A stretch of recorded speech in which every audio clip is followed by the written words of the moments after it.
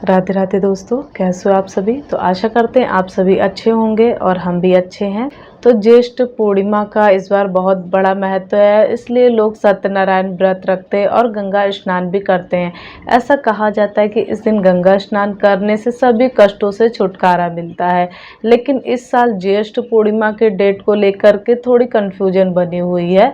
तो चलिए इस वीडियो के माध्यम से हम आप लोगों को बताएंगे कि साल 2025 में ज्येष्ठ पूर्णिमा कब है, पूर्णिमा का व्रत कब किया जाएगा और स्नान दान किस दिन किया जाएगा, स्नान दान का शुभ मुहूर्त क्या रहेगा और कब किया जाएगा और पूजा का शुभ मुहूर्त क्या रहेगा, पूर्णिमा तिथि कब शुरू होगी और पूर्णिमा तिथि कब समाप्त होगी, राहु काल का समय क्या है और इस दिन चांद निकलने का सही समय क्या है, व्रत की विधि, सत्यनारायण भगवान की पूजन विधि क्या रहेगी। तो इस दिन और क्या करना है और क्या नहीं करना चाहिए, व्रत का पारण कब करना चाहिए, कैसे करना चाहिए, सारा कुछ आप लोगों को इसी वीडियो में बताएंगे। तो वीडियो में पूरा बने रहिएगा लास्ट तक। तो आप सभी को ज्येष्ठ पूर्णिमा की हार्दिक शुभकामनाएं। लेकिन वीडियो शुरू करने से पहले जिस किसी ने हमारे चैनल को सब्सक्राइब ना किया तो फटाफट से जाके सब्सक्राइब कर दे, लाइक कर दे और बेल आइकन जरूर दबा दे, जिससे हमारा नोटिफिकेशन आप लोगों को मिलता रहे। और अपनी मनोकामना पूर्ति के लिए कमेंट में जय सत्यनारायण भगवान जरूर लिखिएगा। तो चलिए वीडियो शुरू करते हैं और आप लोगों को बताते हैं। तो ज्येष्ठ माह की पूर्णिमा तिथि का हिंदू धर्म में विशेष महत्व है। यह बेहद पवित्र दिन है। यह दिन माँ लक्ष्मी और श्री हरि विष्णु जी को समर्पित है। कहा जाता है कि इस दिन पूजा पाठ करने से सभी मनोकामनाओं की पूर्ति होती है। आपको हम ये भी बता दें कि इस पावन दिन पवित्र नदियों में स्नान करना और ज़रूरतमंदों को दान देना भी बेहद ही शुभ माना जाता है, पुण्यकारी माना जाता है। तो ज्येष्ठ पूर्णिमा के दिन व्रत रख करके चंद्रमा की पूजा करने से कुंडली से चंद्र दोष जो होता है वो समाप्त होता है, उसकी जो दशा चल रही होती है उसके प्रभाव में कमी आती है। तो इस दिन श्रद्धा और सामर्थ्य के अनुसार अन्न वस्त्र का दान करना भी बेहद शुभ माना जाता है। आपको मैं भी बता दें कि पूर्णिमा पर भगवान सत्यनारायण की कथा सुनने से घर में खुशहाली आती है। इसके अलावा ज्येष्ठ पूर्णिमा को वट पूर्णिमा के नाम से भी जाना जाता है। इसे वट सावित्री व्रत के नाम से भी जानते हैं। तो इस दिन माताएं वट सावित्री का व्रत रखती हैं और पति की दीर्घायु के लिए और अच्छे स्वास्थ्य के लिए कामना करते हुए निर्जला व्रत धारण करती हैं और वट वृक्ष यानी बरगद के पेड़ की पूजा करती हैं। तो ज्येष्ठ पूर्णिमा के दिन व्रत रख करके चंद्रमा की पूजा करने से कुंडली में चंद्र दोष दूर होता है। कुंडली में अगर चंद्र खराब स्थिति में है या उसकी दशा चल रही हो तो उसके प्रभाव में भी कमी आती है। इस दिन श्रद्धा और सामर्थ्य के अनुसार अन्न वस्त्र और धन का दान करना भी बेहद शुभ माना जाता है। तो साल 2025 में ज्येष्ठ पूर्णिमा कब पड़ेगी, व्रत किस दिन रखना है और स्नान दान कब करना है और पूजा का शुभ मुहूर्त क्या रहेगा, राहु काल का समय कब से कब तक की रहेगा। तो आपको हम बता दें कि इस साल ज्येष्ठ माह की पूर्णिमा तिथि की जो शुरुआत है तो वो 10 जून 2025 की सुबह में 11:35 पर हो जाएगी और पूर्णिमा तिथि की समाप्ति जो है तो वो 11 जून 2025 की दोपहर 1:13 पर हो जाएगी। तो इस हिसाब से इस साल ज्येष्ठ पूर्णिमा का व्रत जो है तो वो 10 जून 2025 को दिन मंगलवार को रखा जाएगा और इसी दिन वट पूर्णिमा का व्रत भी किया जाएगा। तो जबकि स्नान दान की पूर्णिमा जो है तो वो 11 जून 2025 दिन बुधवार को पड़ेगी।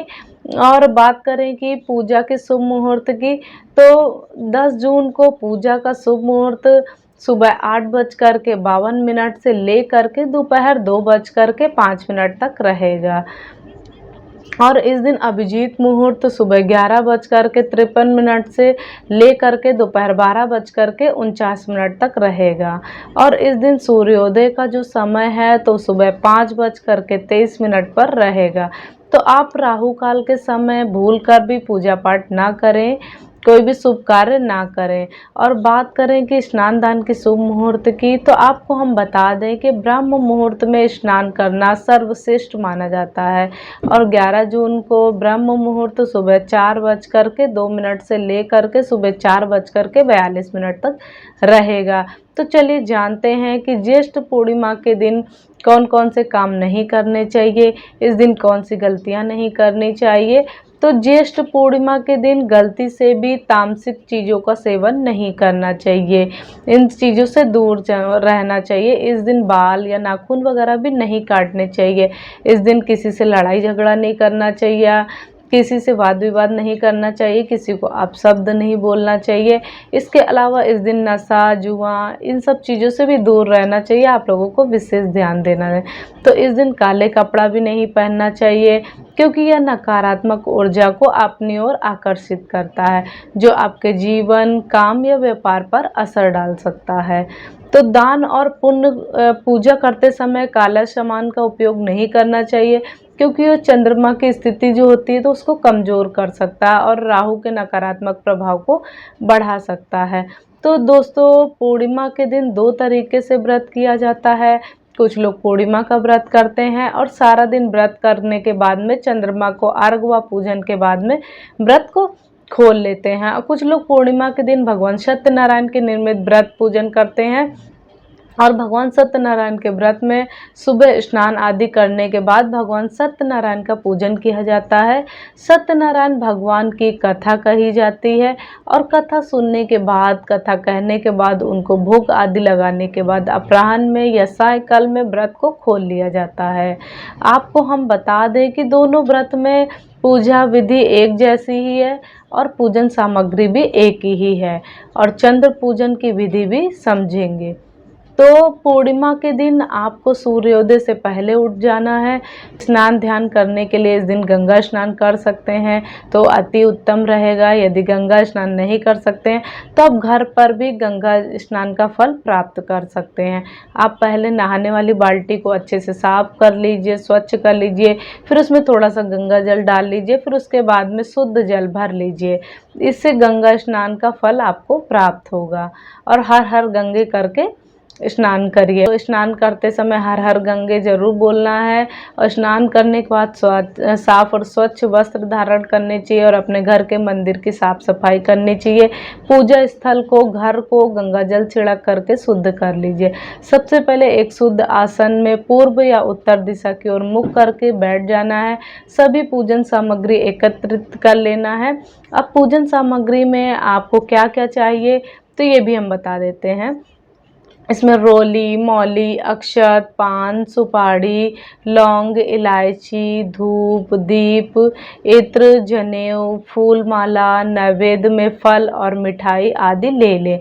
और दक्षिणा जरूर ले लें, क्योंकि दक्षिणा बहुत ज़रूरी होता है। जल के लिए हमें आवश्यकता रहेगी 1 लोटे की, तो लोटे में पहले थोड़ा गंगा जल भरिए, फिर उसके बाद में थोड़ा शुद्ध जल भर लीजिए। सारी सामग्री एकत्रित कीजिए और आसन लगा करके बैठ जाइए। अब एक लकड़ी की चौकी या पटा पर पीला रंग करके कपड़ा बिछा लेना है और भगवान को स्थान देना है। जो लोग भगवान सत्यनारायण का पूजन कर रहे हैं तो भगवान सत्यनारायण की तस्वीर रखें, या जो चंद्रमा व्रत कर रहे हैं तो उन्हें भी भगवान सत्यनारायण का या लक्ष्मी नारायण का पूजन करना चाहिए, तो उनकी मूर्ति या फोटो स्थापित कर लें। सबसे पहले व्रत और पूजन का संकल्प लेना चाहिए।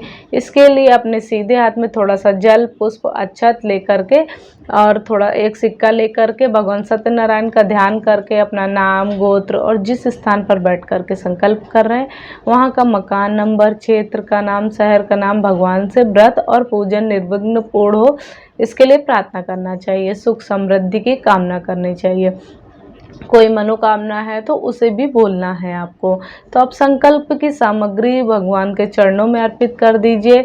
इस प्रकार से आपको संकल्प करना है। संकल्प करने के बाद में आप पूजन आरंभ करिए और सर्वप्रथम गणेश जी का ध्यान कर पूजा शुरू करनी चाहिए।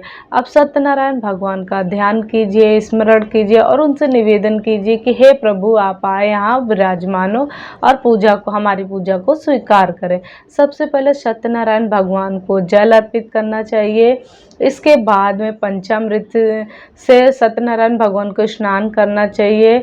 आप पंचामृत में कच्चा दूध, दही, घी, शक्कर शामिल करें। यदि आपके पास में भगवान की धातु की मूर्ति है तो आप पंचामृत से सीधे स्नान करा दें। यदि तस्वीर है तो एक फूल की सहायता से चंदामृत अर्पित कर दीजिए। फिर शुद्ध जल अर्पित करिए और वस्त्र के रूप में मौली का टुकड़ा अर्पित कीजिए और भगवान को यज्ञोपवीत यानी जनेऊ जरूर अर्पित करें। जनेऊ पर पहले रोली लगा देनी है, रोली से तिलक कर दीजिए। फिर उसके बाद शुद्ध घी का दीपक जलाना है,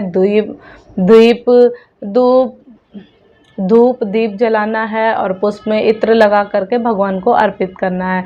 फिर रोली का तिलक लगाना है, अक्षत अर्पित करना है और भगवान को पुष्पमाला चढ़ाएं और भगवान को हाथ से दीप दिखाइए, दीप रखिए, भगवान को देसी घी का दिया जलाइए, गाय के घी का दिया जलाइए और भगवान को अर्पित कीजिए। इसमें फल फूल मिठाई चढ़ा करके भगवान को अर्पित कीजिए और पंजीरी जरूर बना लीजिए, उसमें तुलसी का पत्ता जरूर रख लीजिए। पंचामृत पंजीरी जरूर बनाइए और भोग लगाने के बाद में जल का आचमन करें और भगवान को पान के पत्ते पर 2 लौंग, 1 इलायची, 1 सुपारी रख करके जरूर चढ़ाएं और अपनी मन की इच्छा को भी बोलें। फिर भगवान सत्यनारायण की कथा पढ़ें या सुने। इसके बाद हो सके तो छोटा सा हवन जरूर कर लें। अब आप भगवान की आरती करके विधिवत पूजा को संपन्न करें। इसके बाद में सभी लोगों में प्रसाद का वितरण करें। इसके बाद स्वयं भी प्रसाद ग्रहण करें और अब आप भोजन भी कर सकते हैं। बस ध्यान ये रखना है आप लोगों को कि जब आपको व्रत खोलना है तो उससे पहले प्रसाद जरूर खा लीजिए, फिर उसके बाद में भोजन कीजिए। पहले हम बात कर लेते हैं कि चंद्र अर्घ व चंद्र पूजन की। तो शाम को जब चंद्रमा उदय होता है तब आपको चंद्रमा को अर्घ देना है। अर्घ देने के लिए थोड़ा सा जल में अक्षत डाल लें, गुड़ डाल लें और एक लाल पुष्प मिल जाए तो बहुत अच्छी बात है, तो उसे अर्घ दे दें चंद्रदेव को। इस तरीके से आप कर लीजिए। और ये थी हमारी पूर्णिमा व्रत की जानकारी। अगर आप लोगों को अच्छी लगी हो तो ज़्यादा से ज़्यादा शेयर कीजिएगा, लाइक कीजिएगा और कमेंट में अपने सुझाव जरूर दीजिएगा। तो चलिए मिलते हैं नेक्स्ट वीडियो में, तब तक के लिए जय श्री हरि विष्णु, हर हर महादेव, जय श्री राम, राधे राधे, जय श्री कृष्णा।